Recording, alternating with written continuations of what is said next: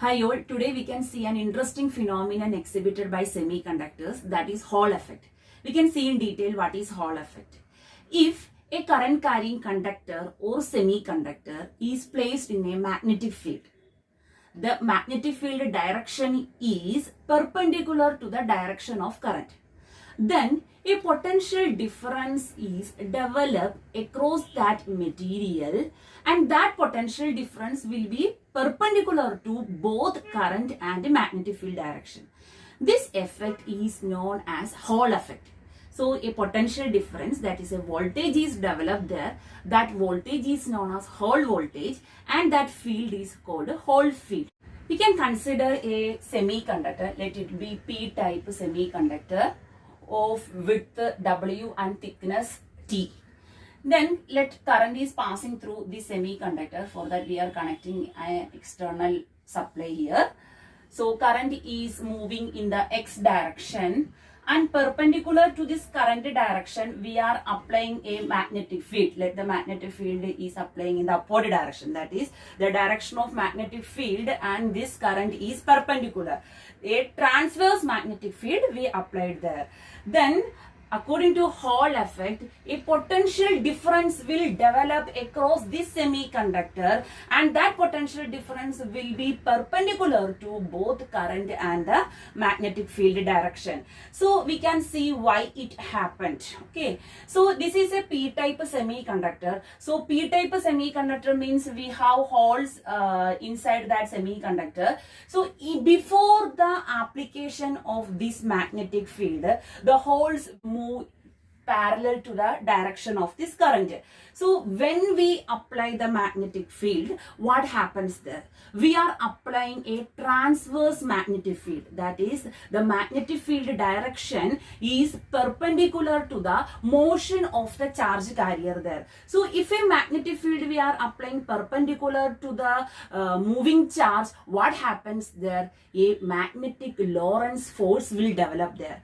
Then what will happen to the charge? Whether the charge will move as before in the straight line path? No, it will get deflected. You have studied this in 12th standard. When we are applying a magnetic field perpendicular to the moving charge, it tries to come in a circular motion. So what happens here? The charge carrier will get deflected like this. So here again we can draw this face here. Let it be front face F, and this is the rear face F dash. So the charge carrier will get deflected, and this charge will accumulate at one face of this semiconductor. Let these holes, that is positive charges, are accumulating at the front face F. So the charge carriers are piled up on this face F. So equal number of negative charges will induce on the other side of this semiconductor, that is on the rear face. Opposite charges will get accumulated. So this separation of opposite charges will produce a potential difference there. So that potential difference will produce a field. That field we can call it as Hall field. So what will be that Hall field? Let VH is the potential difference developed across this semiconductor due to the separation of the charge carriers by a distance. This distance, that is W, then that potential difference will be EHD, because potential difference V equal to ED. Therefore Hall voltage is equal to Hall field into the distance. That distance here is W. So the Hall field developed is VH divided by W. Then what will be the direction of this voltage? That is here the positive charge, on the opposite side negative charge. So this electric field developed will be from the face F to F dash. So the Hall field will develop there from the front face to the rear face F dash. So how the potential difference is developed there? Because we are applying the magnetic field perpendicular to the current carrying direction, that is perpendicular to the moving charge. It produces a magnetic Lorentz force. What will be that magnetic Lorentz force? That is equal to Q into V cross B, where V is the velocity, B is is the magnetic field, Q is the charge. So here we can write the charge as E, then velocity V as drift velocity VD, B, then V cross B is VB sine theta. So theta here is 90 degree because here we are applying the magnetic field perpendicular to the current direction. So sine 90 is 1. So the magnetic Lorentz force will be equal to EVDB. So due to this magnetic Lorentz force, the charge carriers are deflected from the straight line path and get accumulated on one face of this semiconductor. So equal number of opposite charges are produced on the other side. So this separation of the charge carrier will produce a potential difference, that is Hall voltage, and a electric field, that is Hall field.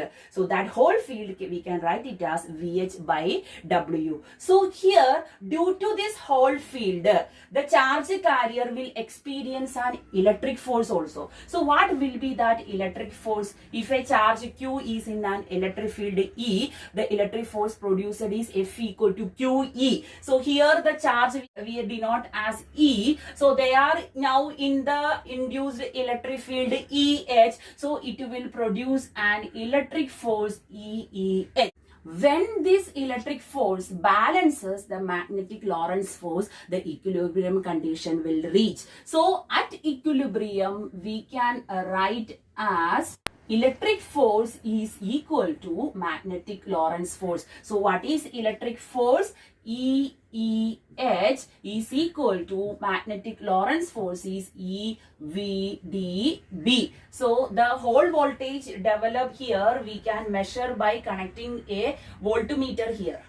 So at equilibrium, this electric force balances the magnetic Lorentz force. So here this E and E will cancel. What is EH? EH is equal to VH by W, that is equal to drift velocity into magnetic field. So from this equation we can write the expression for drift velocity as VH divided by BW. Now on cross multiplying this expression, VH is equal to drift velocity into BW. Now we can replace this drift velocity by the current expression, that is current is equal to oven, that is V is drift velocity, A is area, E is the charge, and N is the electron concentration. Here we have considered the p-type semiconductor. So instead of the electron concentration, we can write the Hall concentration P. Now we can substitute for the drift velocity from this expression, that is drift velocity is equal to I by current by area E P B W, here Hall voltage VH. What is this area of this semiconductor? That we can write it as width into thickness, that is WT. So we can substitute here I by W T E P B here, W here, Hall voltage is here. So this W and W will cancel and we will get this Hall voltage is equal to BI divided by PET.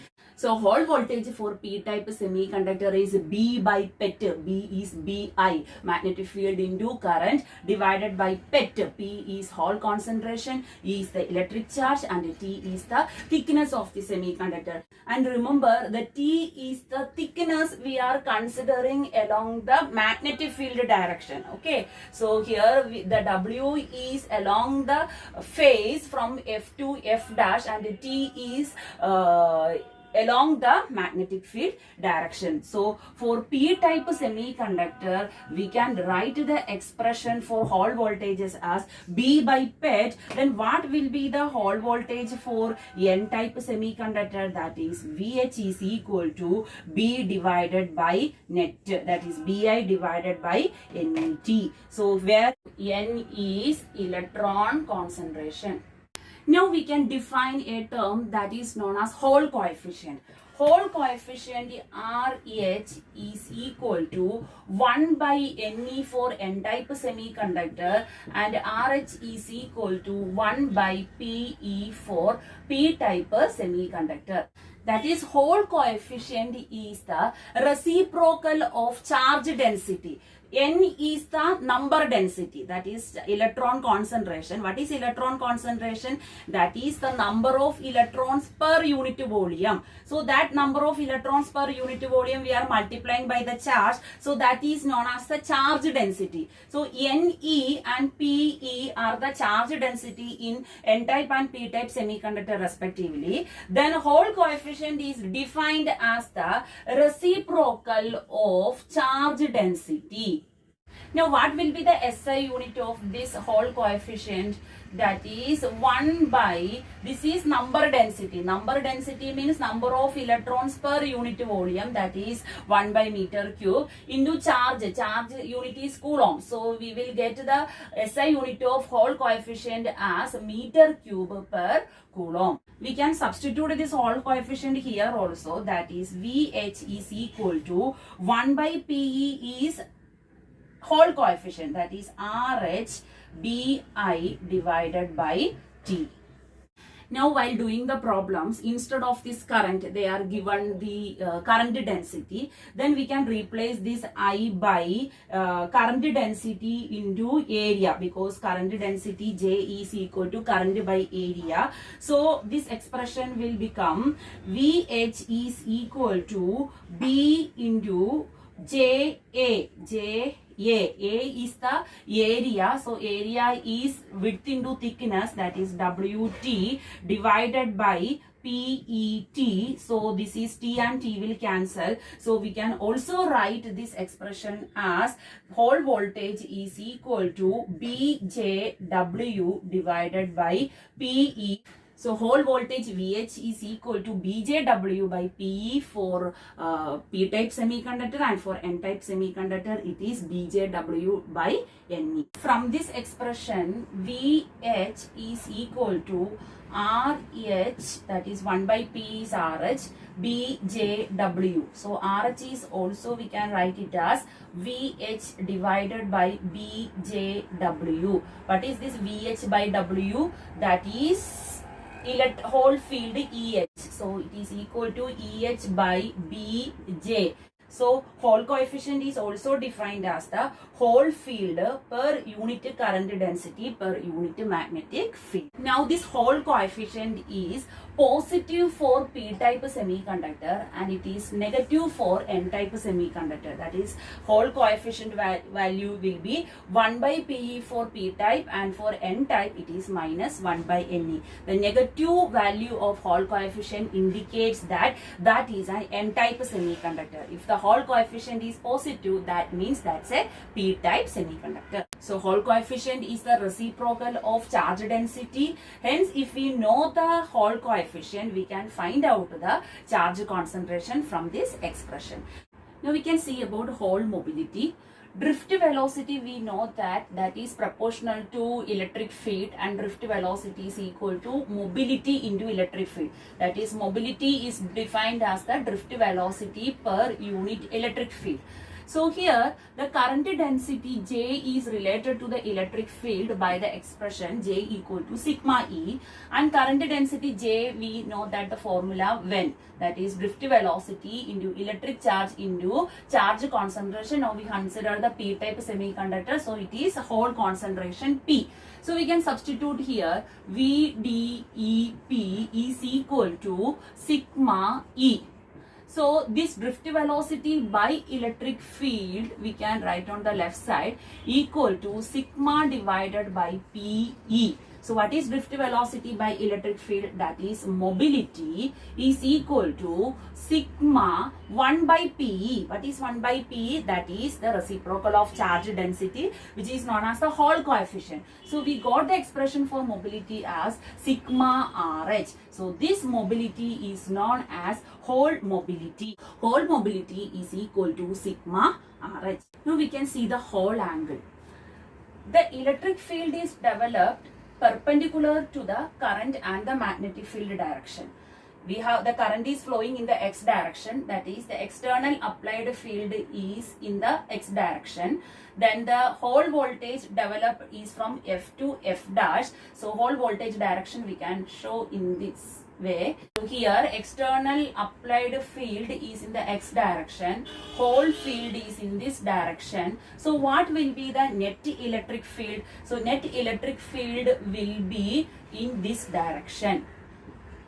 Okay, so here let theta be the angle between the net electric field and the external applied field. Then this angle is known as the Hall angle theta h. So Hall angle theta h is defined as the angle between the net electric field and the applied electric field. So here we can write this tan theta h as opposite side, that is EH, divided by adjacent side, that is EX. And this EH is equal to VH by W. That is Hall voltage divided by this width W. Now EX, so J is equal to sigma E. The current density is along the X direction. So Jx is equal to sigma EX. So here EX we can replace by Jx by sigma. Hall voltage is equal to B by PET. That is Bi by PET. Here W, here sigma, here J. So this thickness into width is area, and this J into area is current.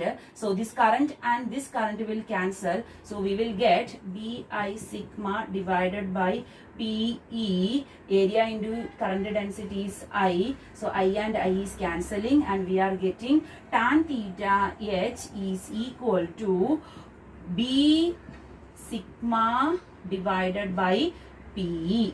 Now what is this 1 by P? That is a Hall coefficient RH. So we can write this tan theta H is equal to sigma RHB. Now this tan theta H is equal to, what is the sigma RH? That is the Hall mobility. That is mu HB. So the tan of the Hall angle is equal to mu HB. So theta H is equal to tan inverse mu HB. Now what are the factors affecting Hall voltage? So Hall voltage expression is B by PET, that is Bi divided by PET. So Hall voltage is directly proportional to the magnetic field applied. It is directly proportional to the current flowing. It is inversely proportional to the Hall concentration, that is charge concentration, and it is inversely proportional to the thickness of the material. So how the Hall voltage is affected by the other parameters? So Hall voltage will be larger for larger magnetic field and current. If the magnetic field applied increases, Hall voltage will increase. If the current flowing through the semiconductor increases, the Hall voltage will increase. For smaller charge concentration, Hall voltage will be higher, and for thinner material also higher, Hall voltage will be higher. So for Hall effect experiment, usually thinner semiconductors are used, that is of very small thickness, that is mounted on an insulating probe, and that probe is keeping between the poles of magnet. The Hall voltage increases as the charge concentration decreases. So for semiconductors, this charge carrier concentration is 10 raised to 23 per meter cube. Whereas for metals, this is 10 raised to 28 per meter cube. So this Hall voltage is higher for the semiconductors in comparison with the metals. That is around 10 raised to 5 times higher for semiconductors in comparison with the metals. So Hall voltage is larger for smaller carrier concentration, thinner material, and a larger magnetic field or current. Now we can see the applications of Hall effect. Hall effect helps to determine various parameters of semiconductors. What are they? So Hall effect helps to determine the type of semiconductor. So from the Hall voltage measurement using the formula, we can find out the Hall coefficient. So if the Hall coefficient is positive, that means the semiconductor is P-type. If the Hall coefficient is negative, that semiconductor is N-type. Now we can find out the charge carrier concentration using the formula N equal to 1 by RHE or P is equal to 1 by RHE, because the Hall coefficient is the reciprocal of charge density. So if we know the Hall coefficient, we can find out the charge concentration, that is N or P. Now the charge carrier mobility we can find out using the formula mu is equal to sigma RH. That is the product of Hall coefficient and conductivity gives the mobility of the charge carrier. Next, the mean drift velocity of charge carrier also can be find out using this Hall effect experiment. Using the expression drift velocity is equal to VH by BW, where VH is the Hall voltage, B is the magnetic field, V is the width of the semiconductor. And Hall effect experiment helps to measure the magnetic field. So if we know the other parameters of current, charge density, thickness, Hall voltage, we can find out the magnetic field. There are various other applications for this Hall effect. Hall probe sensors are used in the current oriented applications, that is current detection. It is used as a digital switch, etc. In the next video we can see the problems based on this Hall effect. So all these formula are very important, especially from this Hall voltage formula B by PET or B by net we can find out various parameters of the semiconductor.